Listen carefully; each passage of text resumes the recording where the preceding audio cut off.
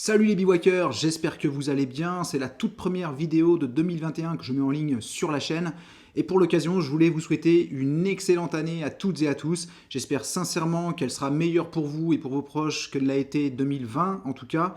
Et puis bien entendu que vous puissiez profiter davantage de la nature, que vous puissiez sortir davantage, aller randonner, que ce que vous avez pu faire en 2020 avec les restrictions, avec les confinements. Ça a été compliqué pour pas mal d'entre nous, bien entendu. Il y a certains projets qu'on a dû reporter, modifier, voire carrément abandonner. Donc j'espère sincèrement que vous allez pouvoir mettre à profit tout ce que vous avez l'intention de faire cette année, et particulièrement les randos, les treks, les bivouacs, bien entendu. Et on va rentrer tout de suite dans le vif du sujet en attaquant le 5e volet sur la série dédiée au bivouac hivernal. Et aujourd'hui, dans cette vidéo, je vais vous présenter 7 objets qui sont, à mes yeux, indispensable si vous voulez partir randonner en toute sécurité dans la neige, si vous voulez limiter au maximum les galères lorsque vous allez bivouaquer en hiver. Alors cette vidéo est en réalité un complément d'information à la vidéo que j'avais déjà mis en ligne récemment sur les bons réflexes à adopter en hiver, où je vous parlais également de certains objets indispensables à avoir dans sa liste de matériel. Donc si vous n'avez pas vu cette vidéo, je vous remets le lien ici et je vous invite à aller la voir avant de voir cette vidéo, et puis revenez ensuite ici tranquillement pour voir ce complément d'information parce que les deux vidéos sont vraiment complémentaires. Alors le premier objet dont on va parler aujourd'hui, ça concerne la protection des pieds, c'est hyper important. Il s'agit bien entendu des guêtres. J'en avais pas parlé lors de la première vidéo et j'ai trouvé pertinent d'en parler aujourd'hui. Pourquoi? Parce que même si on marche avec des chaussures imperméables respirantes dans la neige, il ne faut pas oublier que vos pieds vont être constamment recouverts de neige lors de la marche, que ce soit avec ou sans raquette. De toute façon, vous allez avoir une couche de neige quasiment constamment au niveau des pieds. Et même si votre chaussure est imperméable, il ne faut pas oublier que votre pied en marchant va dégager de la chaleur et que cette chaleur va passer au travers de la chaussure, va venir réchauffer la neige qui se trouve déposée sur votre chaussure et cette neige va finir par fondre au contact de cette chaleur et vous allez vous retrouver aussi avec une membrane qui va mouiller et au final, vous allez risquer d'avoir l'eau qui va s'infiltrer au travers de la chaussure et d'avoir les pieds mouillés et donc gelés. Donc les guêtres, c'est vraiment un élément indispensable si vous voulez éviter d'avoir les bas de pantalon et les chaussures mouillées, surtout à l'endroit des chaussures qui présente le plus de failles. Je pense notamment au niveau des systèmes de serrage de lacets, parce que c'est là où on va avoir des trous, c'est là où la neige risque de s'infiltrer, c'est là également où la neige va fondre le plus rapidement possible. Donc si on veut éviter ça, le port de guêtres est indispensable. Alors on peut avoir des guêtres intégrées à certains pantalons de randonnée hivernale, je pense notamment à Decathlon, fait des pantalons comme ça, mais il y a plein de marques qui proposent des pantalons de randonnée avec des guêtres intégrées, donc ça peut être aussi un très bon choix si on veut limiter le nombre d'objets. Moi je vous présente aujourd'hui rapidement les guêtres que j'utilise, que j'avais acheté pour ma randonnée en Laponie suédoise il y a 2 ans, et que j'utilise également pour mes randonnées hivernales lorsque les conditions vont être assez mauvaises, avec de la neige humide, avec beaucoup d'humidité. Ce sont des guêtres de la marque Outdoor Research, ce ne sont pas les plus légères, par contre elles remontent, vous voyez, assez hautes, elles sont très, très hautes, elles remontent jusqu'en dessous du genou.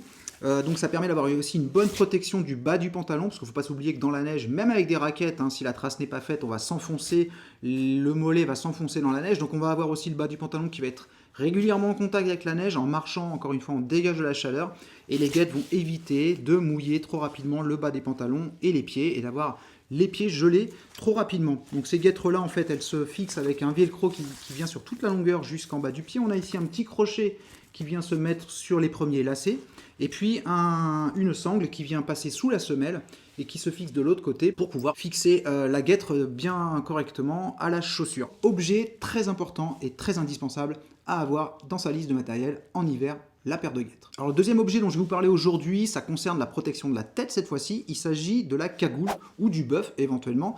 Mais en tout cas, je peux vous dire par expérience que lorsque vous allez marcher dans la neige et qu'il y a beaucoup de vent, ça peut être très vite désagréable de marcher avec un vent glacial qui vous fouette le visage, notamment parce que ça peut devenir très douloureux au niveau des oreilles. Et puis, au bout d'un moment, on va finir par avoir des gerçures au niveau du nez. On a le nez qui coule, ça va geler, ça va provoquer des irritations. Pareil au niveau des lèvres, les lèvres vont venir très vite gercer puisqu'on respire par la bouche. Donc, on va venir humidifier la lèvre au contact du froid. Ça va très très vite provoquer des gerçures. On peut éventuellement trouver dans le commerce des cagoules qui ont une ouverture en maille aérée au niveau de la bouche, pas complètement fermée. L'avantage, c'est que ça va permettre de pouvoir respirer et d'évacuer la respiration, l'humidité sans mouiller la cagoule. Donc ça, c'est très pratique et ça permet en même temps de protéger efficacement les lèvres. Sinon, on peut utiliser pour plus de polyvalence un buff. Un buff, ça peut servir de tour du cou, mais ça peut aussi servir de cagoule. Alors ce sera peut-être un petit peu moins efficace au niveau de la protection du nez et du visage et des lèvres qu'une vraie cagoule, mais en tout cas ça peut dépanner, c'est toujours mieux que rien, ça je vous le conseille. Et puis le gros avantage aussi de ces éléments par rapport à une capuche classique, une capuche de veste, c'est que ça masque beaucoup moins les sons environnants. Et si vous randonnez à plusieurs, je peux vous garantir que quand vous allez marcher dans la neige, même si vous n'êtes pas trop éloignés les uns des autres, on peut très vite ne plus rien entendre avec le bruit des pas dans la neige, que ce soit à pied ou en raquette. Et si vous avez en plus la capuche de votre veste sur le visage, vous n'allez rien entendre et on peut très vite comme ça, si la visibilité est mauvaise, se perdre les uns les autres, ne plus savoir où se trouvent les amis et on peut très vite se retrouver perdu. L'avantage de la cagoule, c'est que vous allez pouvoir continuer à entendre ceux qui sont dans le groupe avec vous et donc ça va permettre d'éviter justement de s'égarer. En tout cas, c'est le deuxième objet que je vous conseille et encore une fois, je trouve que c'est indispensable à avoir dans sa liste de matériel en hiver. Alors, le troisième objet dont je vais vous parler aujourd'hui, vous l'aurez compris, il s'agit de la protection de vos yeux cette fois-ci, une vraie protection anti-UV, attention à pas des lunettes gadget, de préférence assez enveloppante comme ce modèle-ci, comme ça va vous protéger également le côté des yeux. Alors il y a des modèles comme celui-ci où l'intérieur est recouvert d'une petite couche de mousse, ça va permettre de limiter les entrées de vent également, donc ça évite aussi d'avoir les yeux qui vont larmoyer avec le froid. Avec une petite lanière pour justement bien les fixer pour éviter qu'elles ne viennent bouger pendant la marche.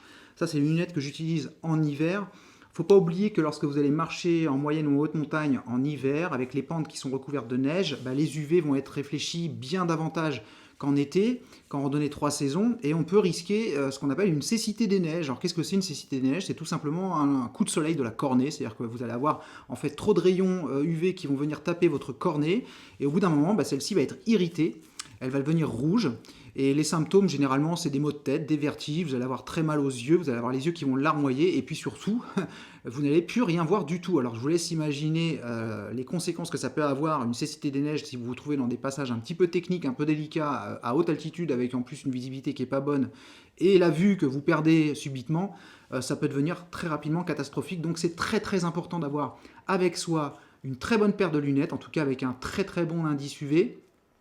On peut éventuellement aussi emmener un masque de ski, pourquoi pas, si les conditions sont très mauvaises, avec des rafales de vent, etc. C'est pas obligatoire, mais en tout cas pour moi, ce qui est indispensable, c'est vraiment la paire de lunettes. Ça, c'est le troisième objet à avoir dans sa liste de matériel en hiver. Et puis toujours en ce qui concerne la protection anti-UV, en quatrième objet, je vais vous parler du stick à lèvres, parce qu'en hiver, c'est vraiment un objet que je trouve indispensable à avoir. On attrape très très rapidement des gerçures aux lèvres, ça peut devenir très rapidement très douloureux, très désagréable. Donc pour éviter ça, ayez toujours avec vous un petit baume à lèvres dans la poche de votre pantalon, dans la pochette de votre sac à dos, immédiatement accessible pour pouvoir vous en mettre lorsque vous allez marcher. Là j'ai un petit baume à lèvres acheté sur le site de Lightsmith, ouais, c'est vraiment adapté pour les mules, pour les marcheurs ultra légers. Il y a juste ce qu'il faut pour quelques jours, donc c'est vraiment très pratique. Vous pouvez éventuellement aussi utiliser de la crème solaire, notamment pour le visage. Ceux qui ont l'habitude de skier pendant les saisons hivernales le savent, on attrape très très rapidement des coups de soleil sur les pentes enneigées. Donc c'est important de bien se protéger le visage, de bien se protéger les lèvres. Donc ça, c'était le quatrième objet à avoir dans sa liste de matériel en hiver. Un autre objet également indispensable en hiver, c'est une vraie frontale. Une frontale qui va vous permettre déjà de vous éclairer en ayant vos deux mains libres, parce que comme je vous l'avais déjà dit dans la précédente vidéo, les manipulations sont bien plus compliquées en hiver lorsqu'il fait froid. Donc si vous avez votre téléphone pour vous éclairer et que vous utilisez l'autre main pour faire quelque chose, vous allez galérer comme pas possible. Donc une vraie frontale que vous allez mettre sur votre tête, qui a un bon faisceau, qui résiste aux intempéries, qui a une bonne autonomie, qui se recharge de préférence en USB pour éviter d'avoir des jeux de piles supplémentaires, comme ça vous pourrez utiliser votre powerbank pour la recharger. Et puis surtout, ça va être un élément de sécurité si jamais vous vous égarez, si jamais vous vous perdez, pour vous signaler. Avec une bonne frontale qui a un faisceau très lumineux, vous allez pouvoir être plus facilement détectable que si vous n'avez rien. Donc ça, c'est vraiment important, c'est encore un élément essentiel à avoir dans sa liste de matériel pour vos bivouacs en hiver. Et puis enfin, avant-dernier et sixième objet de cette liste de matériel indispensable à avoir pour vos bivouacs hivernaux. Alors celui-ci, il n'est peut-être pas indispensable, mais je vous garantis qu'il va s'avérer hyper utile lorsque vous allez bivouaquer en hiver. Il s'agit du pot cosy ou de la marmite norvégienne, ça dépend du nom qu'on veut lui donner. C'est un petit objet que vous allez pouvoir fabriquer très facilement. Alors quelle est sa fonction? Sa fonction, ça va être tout simplement d'isoler votre tasse, votre popote, Ça va permettre de garder la chaleur plus longtemps quand vous allez faire chauffer de l'eau, quand vous allez mettre vos aliments dans votre tasse. Ça va permettre de l'isoler un peu plus du froid, donc comme ça vous allez pouvoir garder les aliments au chaud plus longtemps, vous allez pouvoir manger un peu plus doucement, ce qui est préférable pour la digestion.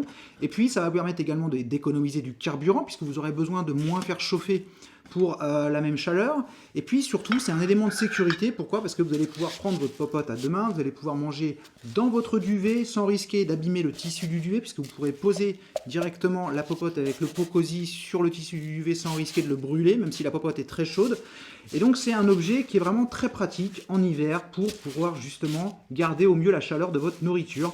Alors celui-ci, vous voyez, je l'ai fabriqué avec un morceau de mousse en plastazote, les fameuses mousses qui viennent se mettre par terre pour isoler du sol, hein, les petites mousses en plastazote. On a également ici un autre pot cosy que j'avais fabriqué à l'époque avec de l'isolant pour tuyaux. Hein, c'est un isolant qui est recouvert d'une face aluminisée avec des petites bulles d'air à l'intérieur.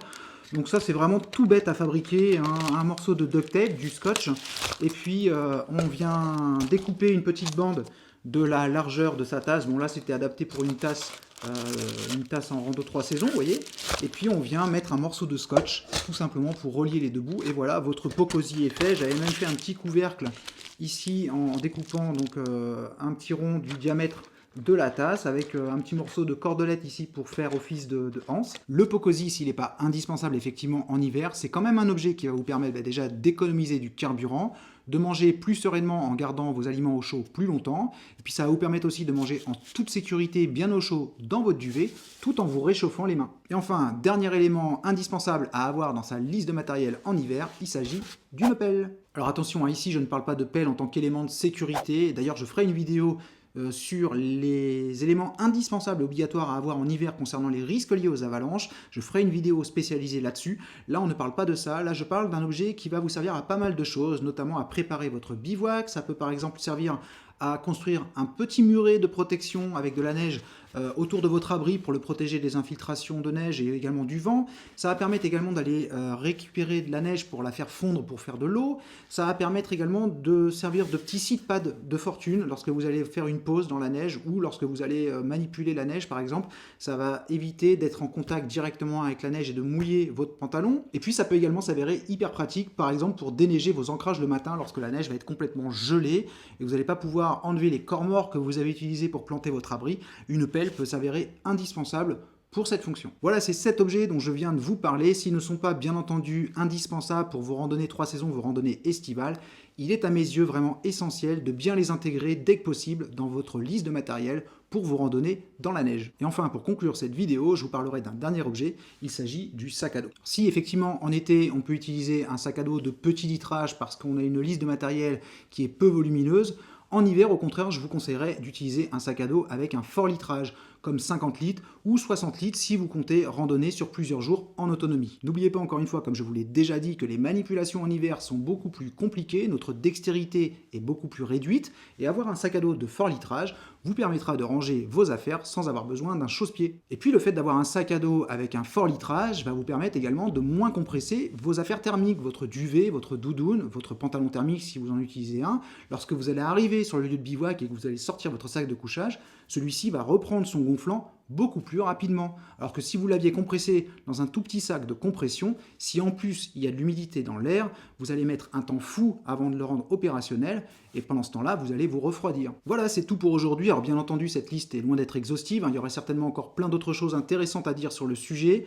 De mon côté, j'ai essayé d'être le plus clair et le plus synthétique possible pour que l'information partagée soit le plus accessible à tous. Maintenant, si vous, de votre côté, vous connaissez d'autres conseils, d'autres astuces pour randonner en toute sécurité en hiver, eh bien, je vous invite à partager vos connaissances en écrivant un petit commentaire ici juste en dessous. Ce sera toujours utile pour les autres et je vous en remercie à l'avance. Si ce contenu vous a plu, n'hésitez pas encore une fois à laisser un petit pouce et à partager cette vidéo. Nous, on se retrouve très rapidement, c'est promis, pour le 6e volet de la série sur le thème du bivouac hivernal. Et dans cet épisode, je vous dévoilerai mes conseils de sécurité pour ceux qui débutent la randonnée et le bivouac en hiver. En attendant le prochain épisode, je vous souhaite encore une fois à toutes et à tous une excellente année 2021.